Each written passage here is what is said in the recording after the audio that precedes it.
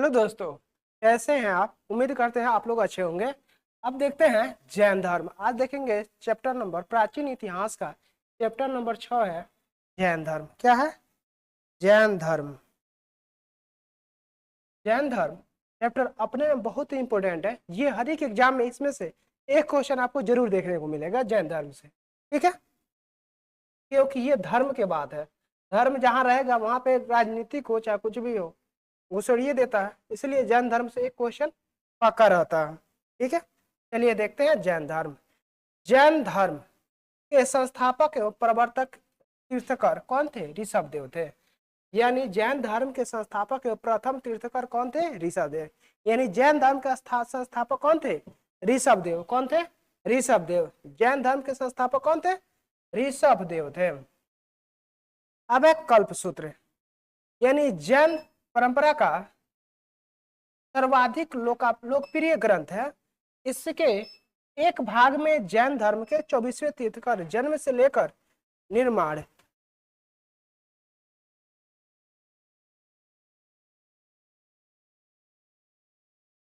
कहां से? जन्म से लेकर निर्माण तक की विधि घटनाओं का वर्णन किया गया है।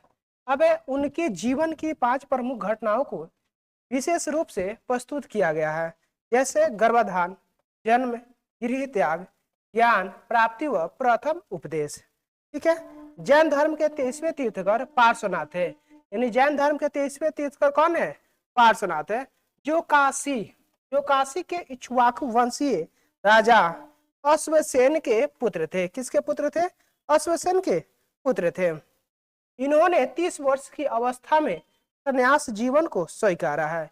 यानी इन्होंने 30 वर्ष की अवस्था में क्या किया? संन्यास जीवन को स्वीकारा। अब इनके द्वारा दी गई शिक्षा थी हिंसा ना करना। क्या है? हिंसा ना करना, सदा सत्य बोलना, चोरी ना करना और संपत्ति न रखना। यानी अश्वसेन के पुत्र इन्होंने क्या किया था? 30 वर्ष की अवस्था में क्या किया था? गृह को त्याग दिया था। इनके द्वारा शिक्षा क्या था? हिंसा ना करना, सदा सत्य बोलना, चोरी ना करना, संपत्ति न रखना। अब है महावीर स्वामी। महावीर स्वामी जैन धर्म के 24वें तीर्थकर एवं अंतिम तीर्थकर हुए। यानी महावीर जो स्वामी थे, यानी अंतिम तीर्थकर कौन हुए? महावीर स्वामी। ठीक है, महावीर जैन धर्म के अंतिम तीर्थकर कौन हुए? महावीर स्वामी। अबे महावीर का जन्म 540 ईसा पूर्व में कुंडग्राम वैशाली में हुआ था। यानी महावीर का जन्म कब हुआ था? 540 ईसा पूर्व में कुंडग्राम वैशाली में हुआ था। इनके पिता का नाम सिद्धार्थ ज्ञात्री कुल के सरदार थे। क्या थे?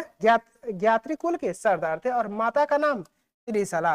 यानी महावीर के माता का नाम क्या था? त्रिशला। और पिता का नाम क्या था? सिद्धार्थ। पिता का नाम क्या था? सिद्धार्थ। और जो कि लिच्छवी राजा चेतक की क्या थी? बहन थी। जो त्रिशला थी महावीर की माता, जो कि लिच्छवी राजा चेतक की बहन थी। अब महावीर महावीर की पत्नी का नाम यशोदा एवं पुत्री का नाम अनुज्या प्रियदर्शनी था। महावीर के पत्नी का नाम क्या था? यशोदा। महावीर की पत्नी का नाम क्या था? यशोदा एवं पुत्री का नाम क्या था? अनुज्या। क्या था? अनुज्या प्रियदर्शनी। अब देखते हैं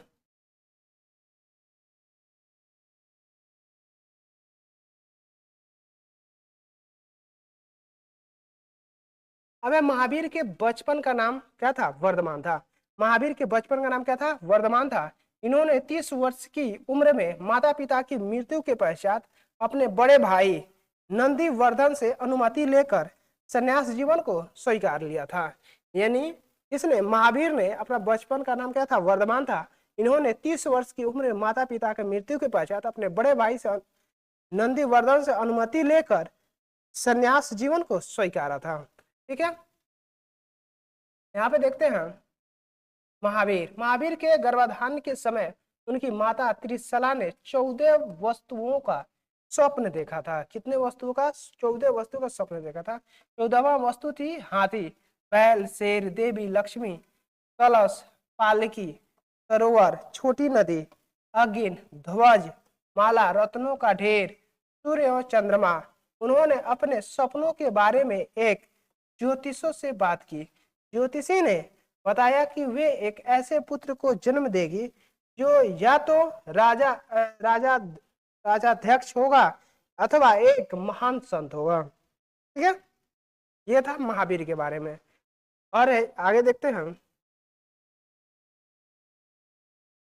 यानी 12 वर्ष की कठिन तपस्या के बाद महावीर को जिमी के समीप ऋजुपालिका नदी के तट पर साल वृक्ष के नीचे तपस्या करते हुए संपूर्ण ज्ञान का बोध हुआ। इसी समय से महावीर जिन यानी विजेता, अहर्त यानी पूज्य और निर्ग्रंथ यानी बंधनहीन कहलाए।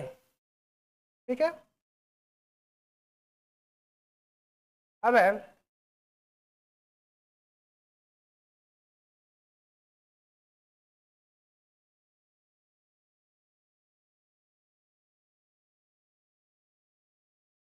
अब है उत्तरायण सूत्र। क्या है उत्तरायण सूत्र में महावीर की शिक्षाओं का वर्णन है। क्या है उत्तरायण सूत्र में महावीर की शिक्षाओं का वर्णन है। जहां क्या लिखा है, भिक्षुओं, जहां भिक्षुओं के आधार संहिता का पालन करने का वर्णन किया गया है। जहां भिक्षुओं के आधार संहिता का पालन करने का वर्णन किया गया है। महावीर ने अपने उपदेश प्राकृत अर्धमागधी भाषा में दिया है। इस भाषा में अर्धमागधी भाषा में दिया है। महावीर के अनुयायियों को मूलतः निर्ग्रंथ कहा जाता है। यानी महावीर के अनुयायी क्या कहता है, निर्ग्रंथ कहा जाता था। महावीर के प्रथम अनुयायी उनके दामाद जमाली बने। यानी महावीर के प्रथम अनुयायी कौन, उनके दामाद जमाली बने। प्रथम जैन भिक्षुणी नरेश दधिवाहन की पुत्री चंपा थी। यानी प्रथम जैन भिक्षुणी नरेश दधिवाहन की पुत्री कौन, चंपा थी। अब है प्रमुख जैन तीर्थकर और उनके प्रतीक चिन्ह के बारे में देखा। प्रमुख जैन तीर्थकर और उनके प्रतीक चिन्ह के बारे में जानते हैं।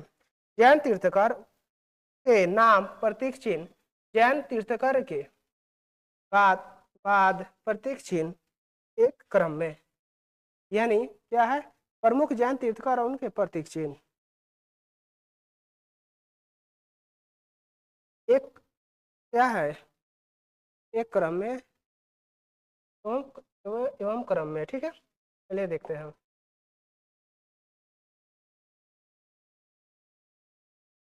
अब ऋषभ देव जो कि प्रथम थे, जो कि इनका क्या था, सांड। ऋषभ देव का प्रतीक चिन्ह क्या था, सांड। ऋषभ देव का प्रतीक चिन्ह क्या है, सांड है। जो कि और अजित नाथ का क्या था, जो अजित नाथ द्वितीय थे वो उनका क्या था, हाथी। अजित नाथ का क्या है, हाथी। अब है जैन धर्म के तृतीय कौन थे, तीर्थकर संभव यानी तृतीय थे, जो कि इनका प्रतीक चिन्ह क्या है, घोड़ा। संपार्श्व जो कि सप्तम है, जो कि इनका अति क्या था, चिन्ह स्वास्तिक। शांति, शांति का चिन्ह क्या था, 16वां जो थे हिरण। शांति जो 16वां थे तीर्थकर, उनका चिन्ह क्या था, हिरण। अब है अमरनाथ, अमरनाथ का 18वां थे, उनका चिन्ह क्या था, मीन। क्या था, मीन। नामी, नामी का 21वें थे, उनका चिन्ह क्या था, नीलकमल। क्या है, नीलकमल। अरिष्ट नेमी, अरिष्ट नेमी यानी 22वें थे, उनका चिन्ह क्या था, शंख। पार्श, पार्श का 23वें थे, उनका चिन्ह क्या था, सर्प। महावीर जो थे उनका चिन्ह क्या था, 24वें, महावीर 24वें, उनका चिन्ह क्या था, सिंह। महावीर का चिन्ह क्या था, सिंह। नोट है, तो जैन तीर्थकरों ऋषभ देव एवं अरिष्ट नेमी के नामों का उल्लेख ऋग्वेद में मिलता है। दो जैन तीर्थकरों ऋषभ देव एवं अरिष्ट नेमी के नामों का उल्लेख ऋग्वेद में मिलता है। अरिष्ट नेमी को भगवान कृष्ण का निकट संबंधी माना जाता है। दो जैन तीर्थकरों ऋषभ देव एवं अरिष्ट नेमी के नामों का उल्लेख ऋग्वेद में मिलता है। अरिष्ट नेमी को भगवान कृष्ण का निकट संबंधी माना जाता है। अब महावीर ने अपने शिष्यों को 11 गणधरों में विभाजित किया है। महावीर ने अपने शिष्यों को कितने गणधरों में, 11 गणधरों में विभाजित किया था। आर्य सुधर्मा अकेला ऐसा गंधर्व था। आर्य सुधर्मा एक ऐसा अकेला गंधर्व था जो महावीर की मृत्यु के बाद भी जीवित रहा। यानी आर्य सुधर्मा एक ऐसा क्या था, एक ऐसा गंधर्व था जो महावीर की मृत्यु के बाद भी क्या रहा, जीवित रहा। और जो जो जैन धर्म का प्रथम थेरा या मुख्य उपदेशक हुआ, जो जैन धर्म का प्रथम थेरा या मुख्य उपदेशक हुआ। अब स्वामी महावीर के भिक्षुणी संघ की प्रधान चंदना थी। यानी स्वामी महावीर के भिक्षुणी संघ की प्रधान कौन थी, चंदना थी। लगभग 300 ईसा पूर्व में मगध में 12 वर्षों का भीषण अकाल पड़ा।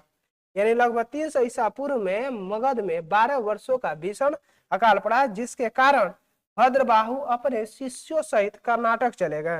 यानी कहाँ चले गए, कर्नाटक। यानी शिष्य भद्रबाहु अपने शिष्यों से कहाँ चले गए, कर्नाटक चले गए। किंतु कुछ अनुयायी स्थूलभद्र के साथ मगध में ही रुक गए। यानी कुछ अनुयायी स्थूलभद्र के साथ मगध में ही रुक गए। अब भद्रबाहु के वापस लौटने पर मगध के साधुओं से उनका गहरा मतभेद हो गया।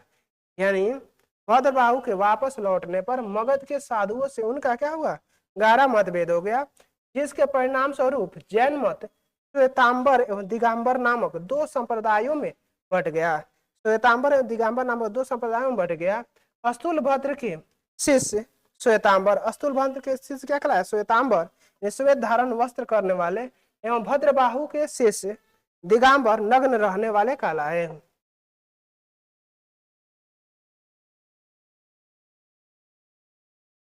अब है दिगंबर। ये 5 निग्रहों का पालन करते, ये केवल 4 निग्रह का पालन है, यथा सत्य, अहिंसा।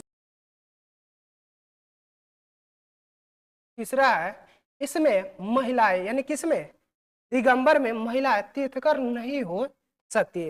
यानी दिगंबर में महिलाएं तीर्थकर नहीं हो सकती, और श्वेतांबर में महिलाएं भी तीर्थकर हो सकती है।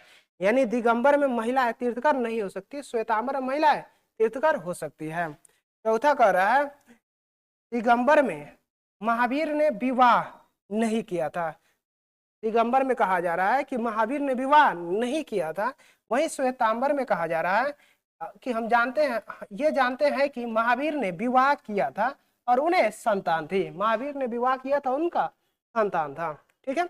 अब ये दिगंबर मानते हैं कि 19वें तीर्थकार मल्लिकानाथ पुरुष थे, जो कि 19वें तीर्थकार मल्लिकानाथ जो थे वो पुरुष थे।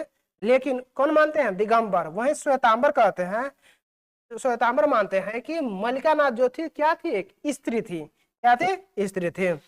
छठा कह रहा है, दिगंबर का कहना है कि मूल आगमन ग्रंथ खो चुका है। मूल आगमन ग्रंथ क्या हो चुका है, खो चुका है, दिगंबर बोल रहे हैं।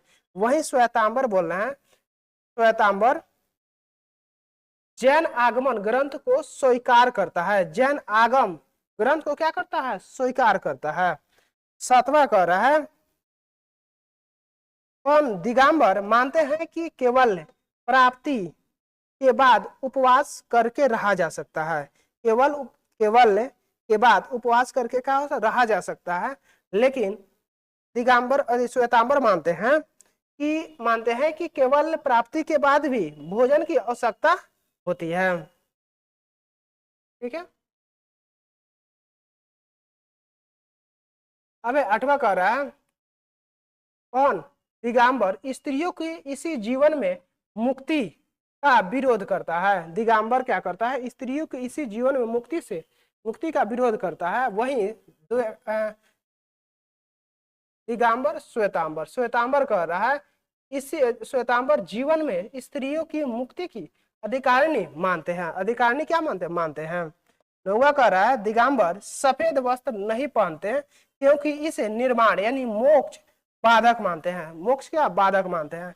और श्वेतांबर कह रहा है कि ये सफेद वस्त्र पहनते हैं तथा इसे निर्वाण यानी मोक्ष में बाधक नहीं मानते हैं। बोध में यानी बाधक यानी कि मोक्ष में बाधक नहीं मानते हैं। ठीक है, चलिए आगे देखते हैं। अब देखते हैं जैन संगतियां क्या है। 2 जैन संगतियां हुई थी जैन धर्म में। 2 जैन संगतियां, प्रथम जो हुई थी 300 ईसा पूर्व में, कहाँ हुआ था, पाटलिपुत्र में। उस समय अध्यक्ष थे स्थूलभद्र। कौन थे अध्यक्ष, स्थूलभद्र। द्वितीय जो हुआ था 512 ईस्वी में। द्वितीय कब हुआ था? 512 ईस्वी में। उस समय अध्यक्ष कौन थे? बल्लभी गुजरात। कहाँ हुआ था? बल्लभी गुजरात में। अध्यक्ष कौन थे? क्षमा श्रवण। कौन थे? क्षमा श्रवण। जैन धर्म के त्रिरत्न है। जैन धर्म सम्यक दर्शन, सम्यक ज्ञान और सम्यक आचरण। सम्यक दर्शन का मतलब होता है सही विश्वास, और सम्यक ज्ञान का मतलब है सही ज्ञान, और सम्यक आचरण का मतलब होता है सही आचरण। ठीक है। त्रिरत्न के अनुशीलन में निम्न 5 महाव्रतों का पालन अनिवार्य है। त्रिरत्न के अनुशीलन में निम्न 5 महाव्रतों का पालन अनिवार्य है। जैसे अहिंसा, सत्य वचन, अहिंसा, सत्य वचन, असत्य, अपरिग्रह एवं ब्रह्मचर्य। जैन धर्म के 4 वरों जैसे शिक्षा, अन्न, चिकित्सा और आवास के सिद्धांत ने इसे लोकप्रिय बनाने में मदद की है। यानी क्या? लोकप्रिय बनाने में क्या किया? मदद की है। अब अगला है, जैन धर्म में ईश्वर की मान्यता नहीं है। जैन धर्म में क्या है? ईश्वर को नहीं मानना है। ठीक है। जैन धर्म में आत्मा की मान्यता है। जैन धर्म में क्या है? आत्मा की मान्यता है। जैनियों के अनुसार जीव आत्मा न केवल मनुष्यों व पशु पक्षियों वरन पेड़ पौधे, पत्थरों व जल में भी पाया जाता है। यानी आत्मा न केवल मनुष्यों, पशु पक्षियों वरन पेड़ पौधे, पत्थरों और जल में भी पाया जाता है। अब जैन धर्म के अनुसार सृष्टि का निर्माण जीव तथा अजीव नामक 2 मूल तत्वों से हुआ है। यानी जैन धर्म के अनुसार सृष्टि का निर्माण जीव तथा अजीव नामक 2 मूल तत्वों से हुआ है। जीव चेतन तत्व है। जीव क्या है? चेतन तत्व है। और अजीव क्या है? अचेतन तत्व, जड़, जड़ तत्व है, जो कि पद, उद्गल, काल, आकाश, धर्म व अधर्म है। अब महावीर पूर्ण जन्म एवं कर्मवाद में विश्वास करते थे। महावीर जो थे पूर्ण जन्म एवं कर्मवाद में विश्वास करते थे।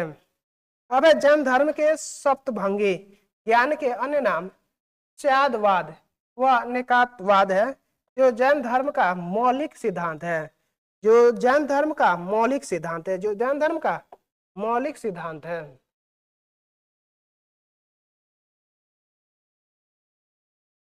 ठीक है। अब जैन धर्म ने अपने आध्यात्मिक विचारों को सांख्य दर्शन से ग्रहण किया। जैन धर्म के प्रमुख त्योहार हैं जैसे महावीर जयंती, पर्युषण, अष्टाहिंका एवं दीपावली। कौन है? दीपावली। अब जैन धर्म मनाने वाले कुछ राजा थे जैसे उदयन। कौन थे? उदयन बंद राजा, चंद्रगुप्त मौर्य, कलिंग नरेश खारवेल, राष्ट्रकूट राजा अमोघ वर्ष, चंदेल शासक। कौन है? चंदेल शासक। अब मैसूर के गंग वंश के राजाओं के सेनापति एवं प्रधानमंत्री चामुंडा राय के प्रोत्साहन से कर्नाटक के श्रवणबेलगोला में 10वीं शताब्दी के मध्य भाग में विशाल बहुबली की ग्रेनाइट पत्थर की मूर्ति गोमतेश्वर की मूर्ति का निर्माण किया गया है। गोमतेश्वर की प्रतिमा कायोत्सर्ग मुद्रा में है। किस में है? कायोत्सर्ग मुद्रा में है। महावीर तपस्या की इस मुद्रा में वह अपनी चारों ओर के वातावरण से अनभिज्ञ है। उनके पैरों में सांप लपेटे हुए हैं। उनके पैरों में क्या हुआ है? सांप लपेटे हुए हैं।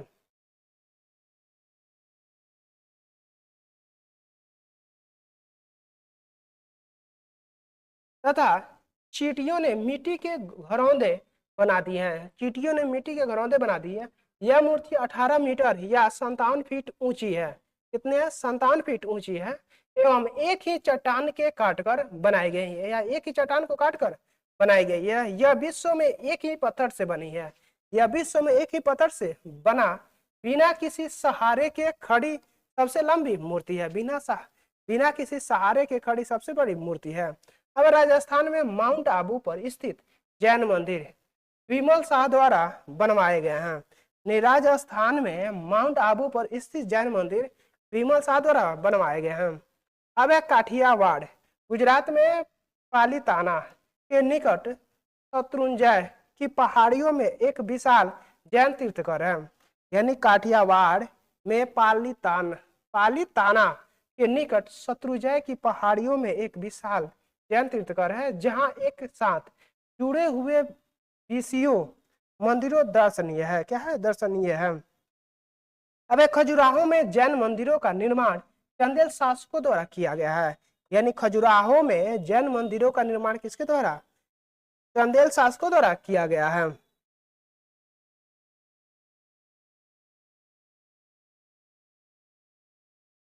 अब आधुनिक तमिलनाडु में कोटई जिले में स्थित सितनावसल या सितनवासल गुफाएं जैन धर्म से संबंधित है।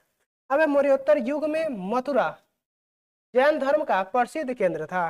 मौर्योत्तर युग में मथुरा जैन धर्म का क्या था? प्रमुख केंद्र था। मथुरा कला का संबंध जैन धर्म से है। मथुरा कला का संबंध किससे है? जैन धर्म से है।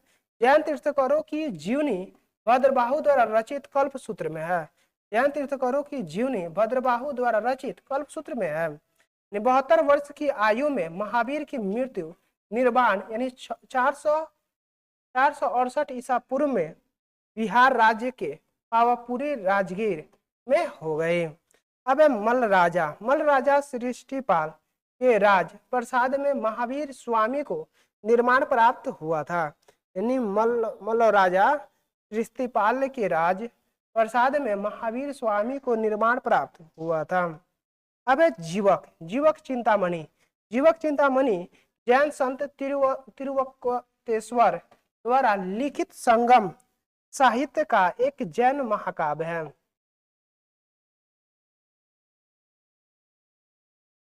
यह राजकुमार जीवक के बारे में ही और इसके मन मूल विवाह की पुस्तक के रूप में जाना जाता है। ठीक है, चलिए आगे देखते हैं।